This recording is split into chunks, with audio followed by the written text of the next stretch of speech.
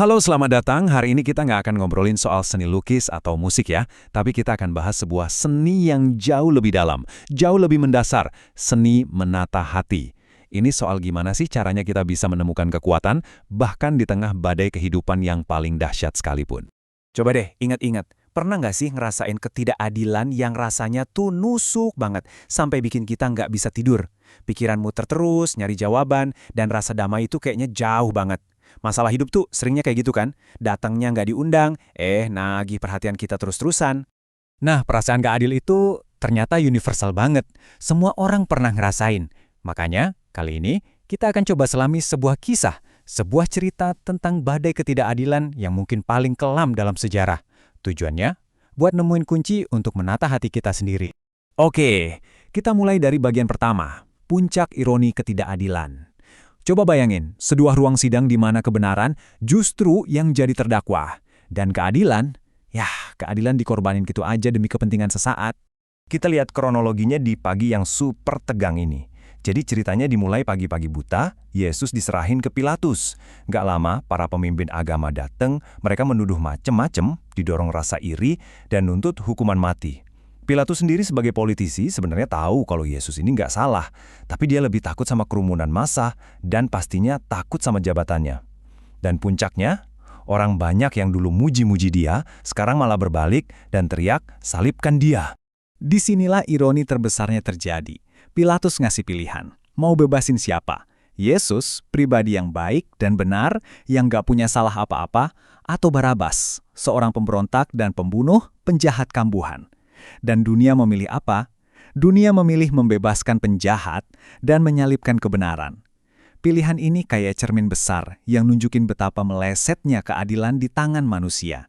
Ini membawa kita ke sebuah kesimpulan yang dalam banget.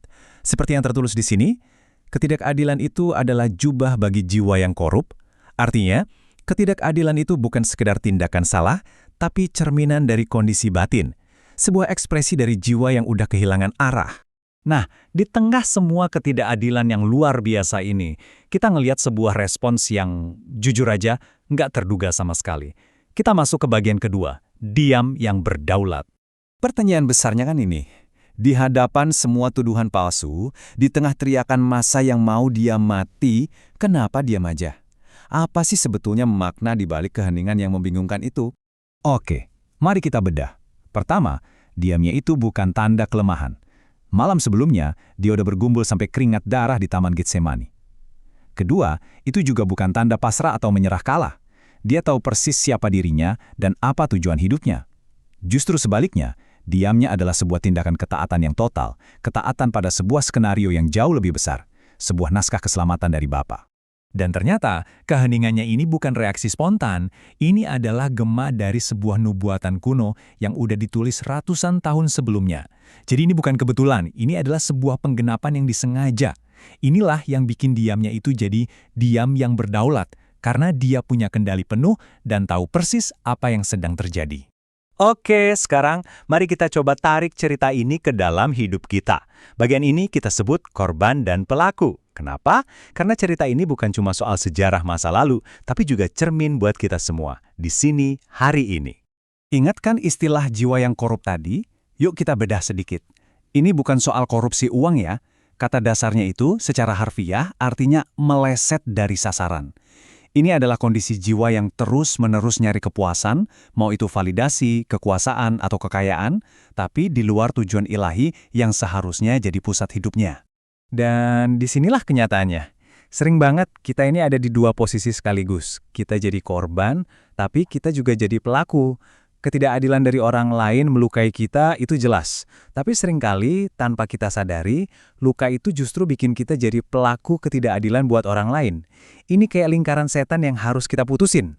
Jadi gimana caranya mutusin lingkaran itu? Nah, disinilah letak inti dari seni menata hati. Kita butuh cara pandang yang benar-benar baru. Bagian terakhir ini kita sebut melihat dengan lensa baru.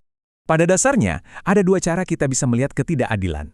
Pertama, lensa logika. Lensa ini nuntut mata ganti mata, pokoknya harus balas. Lensa ini cuma fokus sama masalahnya. Tapi, ada pilihan kedua, lensa iman. Lensa ini bantu kita melihat melampaui kejadian yang ada di depan mata, mempercayai ada rencana yang lebih besar, dan bahkan mencoba mencari tujuan di balik masalah itu sendiri. Gini deh, bayangin sebuah kain bordir yang cantik. Kalau kita pakai lensa logika itu sama aja kayak kita ngelihat kain bordir itu dari bagian bawahnya. Apa yang kita lihat?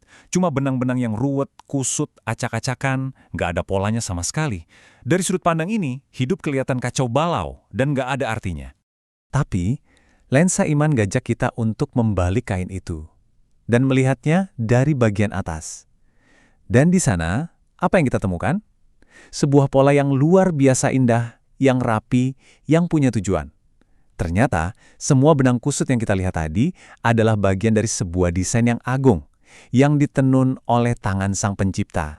Inilah kuncinya teman-teman. Walaupun kita sering nggak ngerti sama benang-benang kusut dalam hidup kita bisa percaya sama Sang Penyulamnya. Kita bisa percaya bahwa Dia yang memegang jarum sedang merajut segala sesuatu menjadi indah pada waktunya.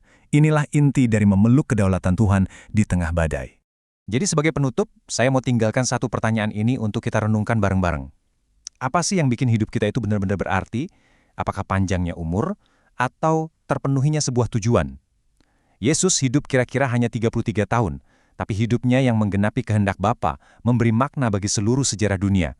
Coba kita pikirkan itu.